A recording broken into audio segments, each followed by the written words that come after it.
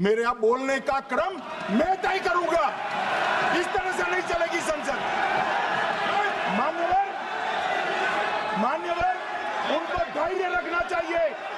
Speaker sir, मेरा कल एक सवाल था जो हिंदुस्तान के इतिहास में पहली बार डिसीजन लिया गया कि इलेक्शन कमिश्नर्स को फुल फुल इम्यूनिटी दी जाएगी। ठीक है, ये है ना, इसका जवाब इसका पीठ में खत्म नहीं किया सर। इसके पीछे जो थिंकिंग थी वो हमें सबसे पहले बताएं।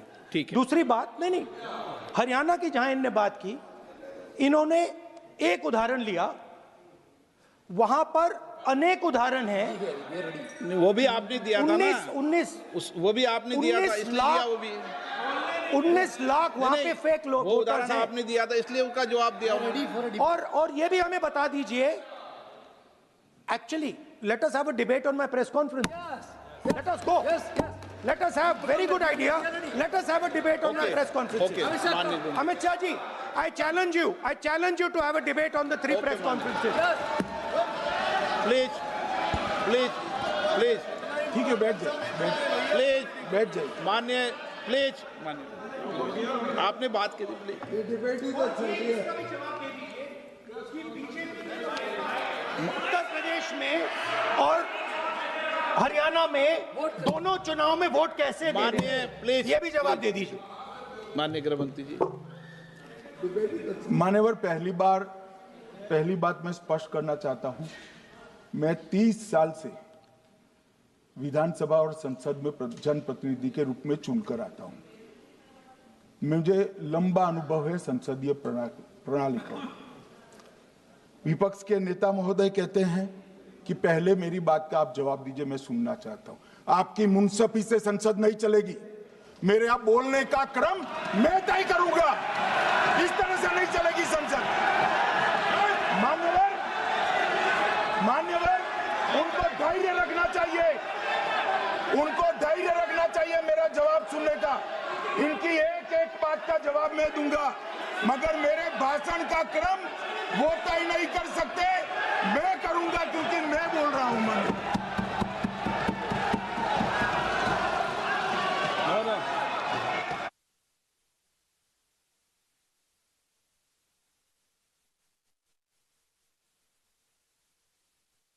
एक मिनट गृह मंत्री जी, एक मिनट गृह मंत्री, क्या गलत बोला उन्होंने यही बोला, आपने जो बात उठाई है मुझे कब बोलना है मैं तय करूंगा, यही बोला ना। उसमें क्यों उत्तेजित हो रहे हो आप? हाँ, आपके 2-2 मिनट में खड़े होने से थोड़ी जवाब देते रहेंगे। नो, माननीय गृह मंत्री, नहीं हो सकता। मैं आपको फिर मौका दूंगा, आपको।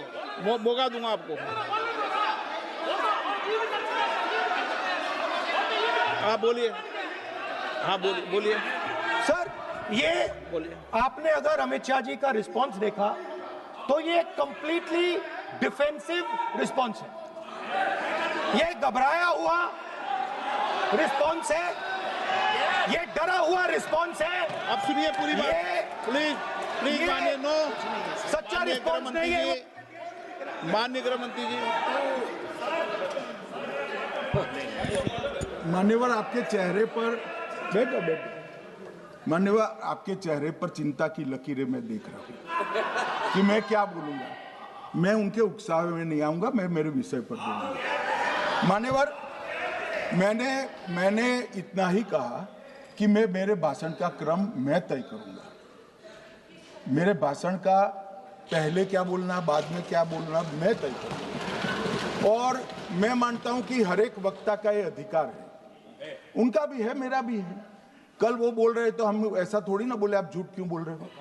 हम नहीं बोल सकते साहब, वो माननीय विपक्ष के नेता है, वो बोल सकते अपना भाषण। मान्यवर, और मैंने तो ये भी कहा, मेरा पूरा भाषण छूट कर कुछ बच जाता है तो आप पूछिएगा, मैं जवाब दूंगा।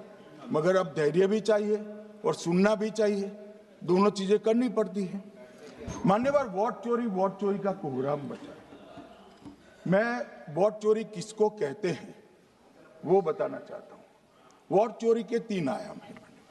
एक तो मतदाता नहीं है, मतलब योग्यता नहीं है, और आप वोटर बन जाते हो तो वोट चोरी माना जाएगा।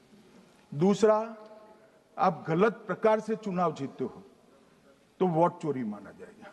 और तीसरा, जनादेश को डिफाई करते हो, मतलब वोट के विपरीत आप कोई पद प्राप्त कर लेते हो तो भी एक प्रकार से वोट चोरी होता है।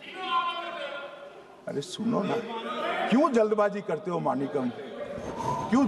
अब मैं 3 वोट चोरी की घटनाएं बताना चाहता हूं। सबसे पहली घटना हुई, आजादी के बाद देश का प्रधानमंत्री तय करना था। तय कौन करना था? तो उस वक्त के जितने प्रांत थे, इसके कांग्रेस के अध्यक्षों ने, उनके एक एक वोट से तय होना था। अब 28 वोट श्री सरदार पटेल को मिले और 2 वोट जवाहरलाल नेहरू जी को मिले।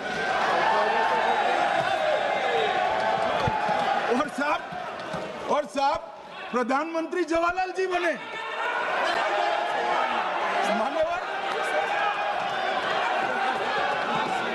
मान्यवर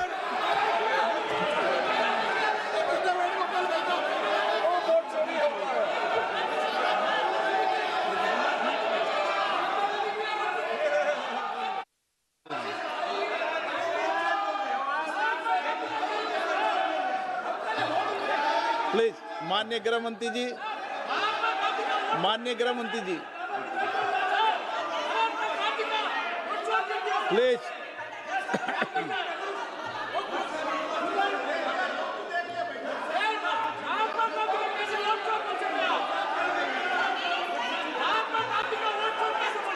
बैठो बैठो, बैठिए माने, please please please.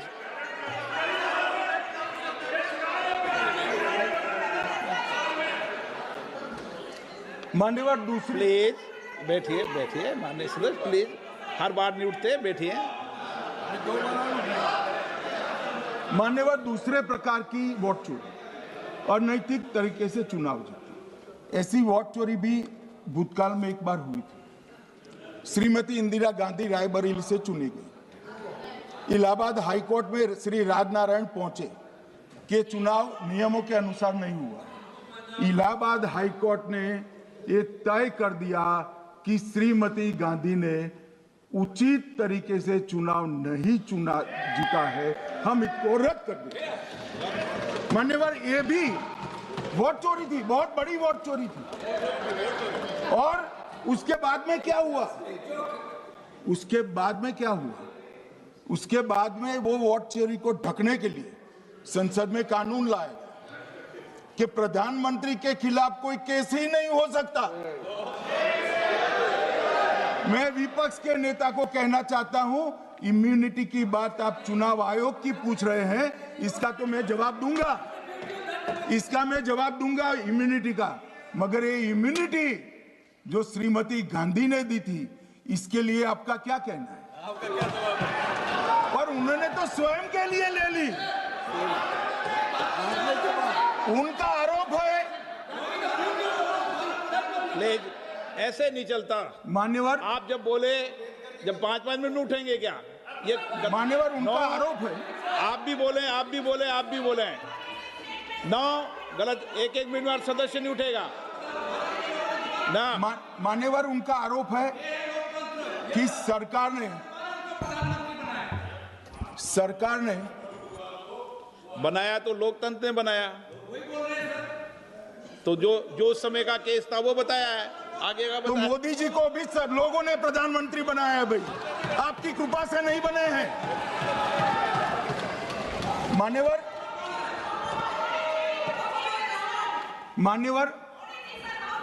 No please, ऐसे मानक तरीका ठीक नहीं है आपका, 2-2 मिनट में उठना। मान्यवर, विपक्ष के नेता ने कहा कि आपने चुनाव आयुक्तों को इम्यूनिटी दी। इनका आरोप सत्य नहीं है, मैं इसकी बात बाद में करता हूं। परंतु हमने तो चलो मानो चुनाव आयुक्त को इम्यूनिटी दी, श्रीमती गांधी ने तो अपने आप को इम्यूनिटी दी थी। और फिर जब ये संवैधानिक सुधार के वायरस चैलेंज हुए तो वो केस जीतने के लिए 2, 3 और 4 नंबर के सर्वोच्च न्यायालय के जज को बाईपास कर चौथे नंबर के जज को चीफ जस्टिस बनाया और वहां केस भी जीत लिया। और मान्यवर, ये तो इतिहास है, कौन जुटला सकता है? इनको कोई पढ़ाता नहीं है इतिहास, ये तो इतिहास है, सर्वोच्च अदालत और संसद के रिकॉर्ड में रखा हुआ इतिहास है। इसके खिलाफ लल्लन सिंह जैसे कितने लोग पूरा जीवन लड़े बिहार में, इमरजेंसी के खिलाफ जेल में गए, लाखों लोग गए। और तीसरी वोट चोरी कहना चाहता हूं, तीसरी वोट चोरी का प्रकार मैंने बताया था कि योग्यता नहीं है और मतदाता बन जाना। अभी अभी एक वाद पहुंचा है, वाद मतलब डिस्प्यूट पहुंचा है दिल्ली की सिविल अदालत में। उसमें डिस्प्यूट ये है कि सोनिया गांधी जी इस देश की नागरिक बनने से पहले मतदाता बने।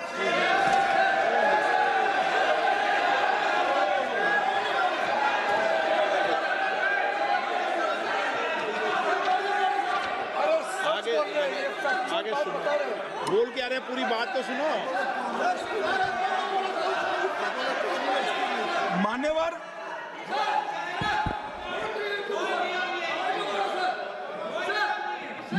मैंने इतना ही कहा है कि अदालत में केस चल रहा है जो फैक्चुअल है। अब जवाब तो उनको अदालत में देना है, सोनिया जी ने यहां क्यों दे रहे हैं? अदालत में जवाब देना है।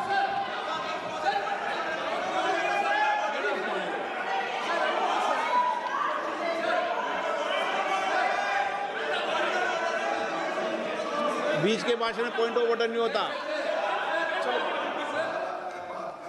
नहीं मुझे याद है जो माननीय सदस्य नहीं है, ये 352 ये रहा, 352 टेबल पे रहता है, मुझे जवान याद है 352। Home Minister is speaking about an issue which is pending in the court. Actually, what happens is, Rosaville court, some BJP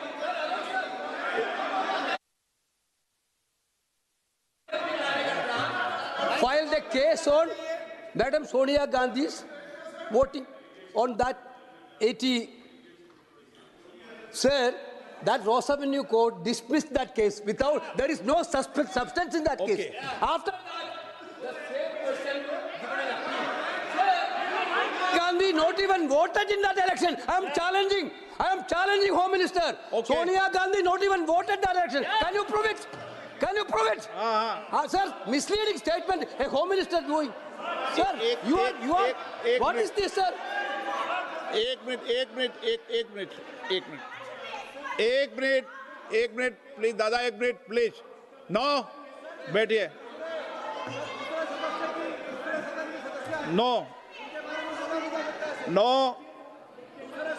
ये बहस भारतीय संसदीय राजनीति में गहराते विश्वास और संवाद के संकट को उजागर करती है। चुनाव आयुक्तों को दी गई कथित इम्यूनिटी और चुनावी प्रक्रिया की पारदर्शिता जैसे गंभीर प्रश्न से शुरू हुई चर्चा जल्द ही आरोप प्रत्यारोप, बार बार के हस्तक्षेप और ऐतिहासिक उदाहरणों की खींचतान में बदल गई। विपक्ष ने संस्थागत जवाबदेही और लोकतांत्रिक शुचिता पर स्पष्ट उत्तर मांगे, जबकि गृहमंत्री ने संसदीय मर्यादा, वक्ता के अधिकार और अपने लंबे राजनीतिक अनुभव पर जोर देते हुए जवाब देने के तरीके पर आपत्ति जताई। बहस का केंद्र धीरे धीरे मूल मुद्दे से हटकर अतीत की घटनाओं, प्रधानमंत्री चयन, आपातकाल, न्यायपालिका से जुड़े विवाद और नागरिकता जैसे संवेदनशील विषयों पर चला गया। इससे ये स्पष्ट होता है कि संसद में कई बार वर्तमान नीतिगत सवालों की बजाय राजनीतिक बचाव और पलटवार हावी हो जाते हैं। इस पूरे संवाद से सबसे बड़ा संदेश ये निकलता है कि लोकतंत्र केवल बहुमत या सत्ता से नहीं, बल्कि संस्थाओं में जनता के विश्वास से मजबूत होता है। संसद का उद्देश्य टकराव नहीं, समाधान होना चाहिए। यदि गंभीर सवालों पर संयम, स्पष्टता और तथ्यात्मक जवाब दिए जाएं, तो न केवल संसदीय गरिमा बनी रहेगी, बल्कि लोकतांत्रिक संस्थाओं की विश्वसनीयता भी सुदृढ़ होगी।